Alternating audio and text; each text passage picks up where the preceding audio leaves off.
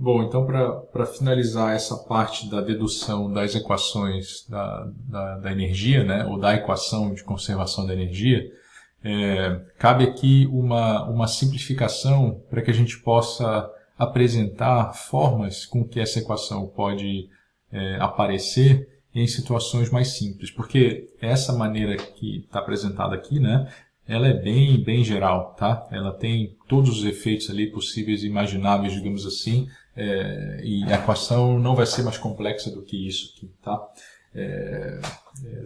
Tem ainda alguns efeitos que não foram contemplados, mas, digamos assim, tem 95% do que deveria ter aqui na equação da energia, tá?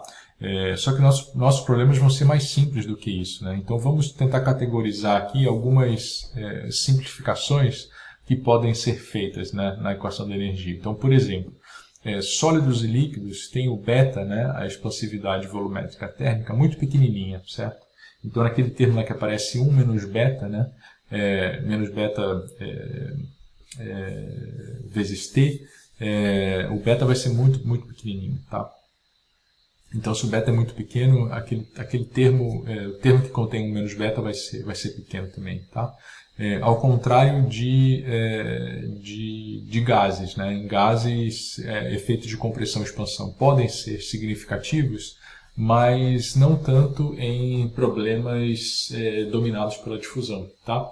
Então, mesmo que em gases compressão e expansão possa ser relevante, no nosso dia a dia aqui da disciplina não vai ser, tá? E se nós tivermos um gás ideal, aí vale a expressão de que beta é igual a 1 sobre T. E isso vocês podem deduzir, tá? Eu não vou colocar aqui, é uma coisa que a gente faz na termodinâmica, mas vocês podem deduzir, é bem tranquilo, tá? Se a mistura for ideal, se tiver soluções ideais, a entalpia parcial vai ser igual à entalpia do componente puro, né? No estado padrão, no estado de referência, tá? No estado padrão, vamos dizer assim, no estado padronizado, né? No estado de referência pode remeter a outra definição que não é 100% aquilo que eu quis dizer. Sistemas binários, o produto ρCp é ρ1CP1 mais ρ2CP2, né?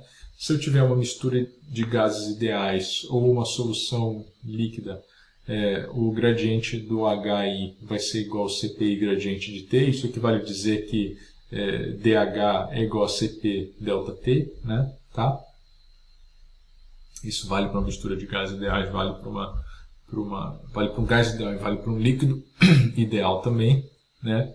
E, portanto, nesse caso de misturas ideais, soluções ideais, aquela equação 6, ela pode ser escrita dessa forma, né?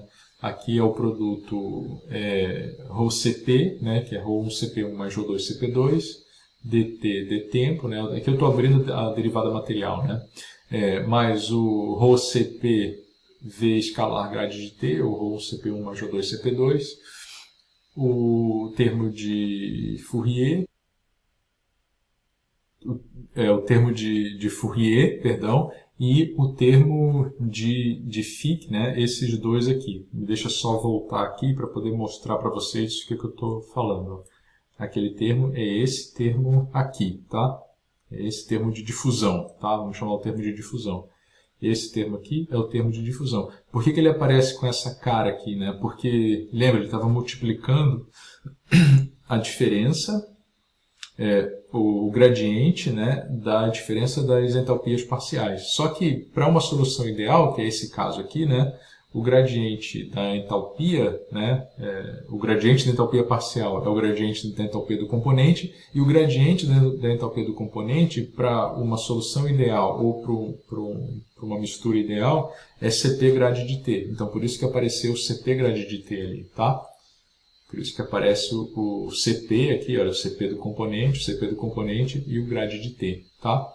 E aí o termo de geração, né, efeito Joule, por exemplo, ou algum outro efeito, e a reação química ali, tá? Notem que não tem mais entalpia parcial, já é entalpia de componente, tá? Então, aqui só foi, por conveniência, eu estou chamando esse grade de x1 aqui, ó, de menos grade de x2. Por que eu estou fazendo isso? Porque eu vou querer combinar esse termo advectivo ρ1CP1 com o V escalar grade de T com o termo difusivo dele aqui, ó, tá? e esse termo advectivo do 2, eu vou querer combinar com esse termo difusivo do 2 aqui. Notem que ele também tem um escalar grade de t, tem um escalar grade de t ali, tá? Então eu fiz isso para que ele fique assim, ó. Aqui eu tenho um termo que é da espécie 1, escalar com grade de t, e aqui um termo que é da espécie 2, escalar com grade de t. Que termos são esses, né? O que é isso daqui?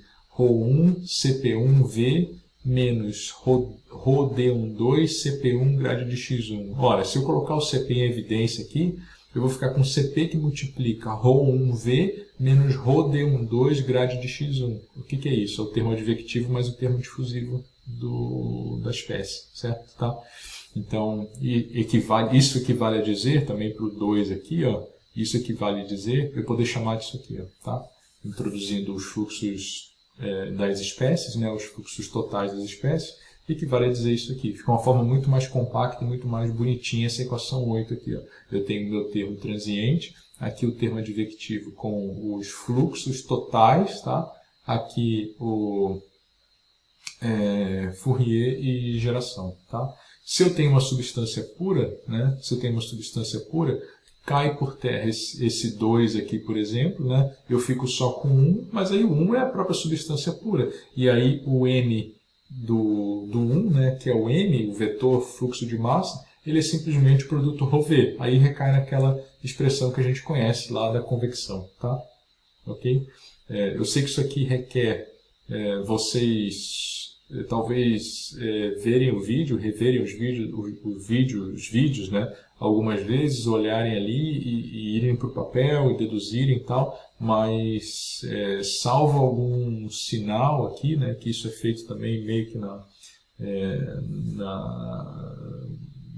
toque de caixa, né, mas procuro manter sempre a atenção e às vezes eu pesco um sinal que está errado, vou lá e conserto, mas aqui vocês têm todos os subsídios para rededuzir essas equações e verem que está tudo consistente e certinho, tá?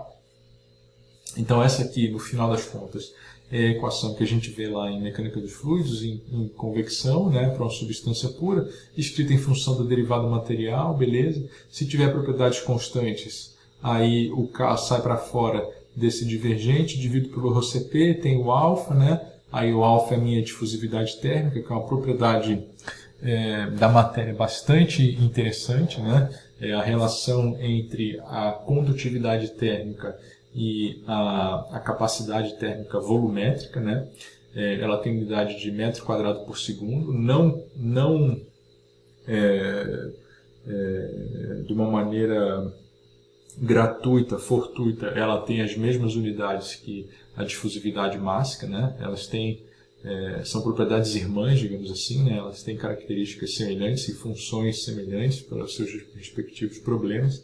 E a difusividade térmica, né? Falando um pouquinho sobre ela é uma relação entre o K, como eu falei, condutividade, e ρCp, que é a capacidade térmica por unidade de volume. Enquanto que o numerador, condutividade térmica, que é a facilidade que o material tem de conduzir calor mediante a aplicação de um gradiente de temperaturas, né? Então, se eu aplico um gradiente de temperaturas num meio, né? Ou seja, a diferença de temperatura ao longo de uma distância, e o material tem uma alta condutividade térmica, isso significa que aquela condição de gradiente aplicado vai induzir a um elevado fluxo de calor, certo?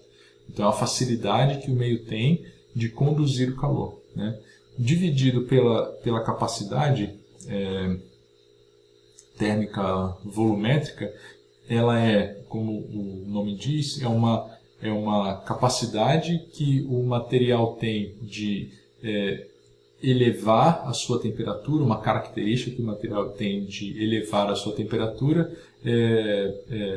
mediante a uma certa quantidade de energia nele absorvida, né? Ou seja, como a gente aprende lá no ensino médio.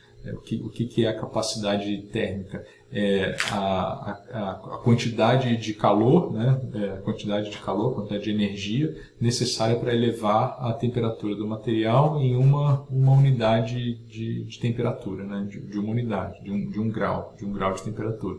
Então, quando eu coloco essas duas coisas juntas, né? A facilidade de transporte do calor pelo meio com essa capacidade, né? Essa manifestação de variação de temperatura a partir de uma quantidade de energia ali contida, essa propriedade alfa ela me dá a rapidez com que a temperatura avança no meio, certo? Tá? Ela fornece uma medida da rapidez com que a temperatura avança no meio, que a priori é independente da diferença de temperatura aplicada, tá? É uma propriedade do próprio meio, tá bom?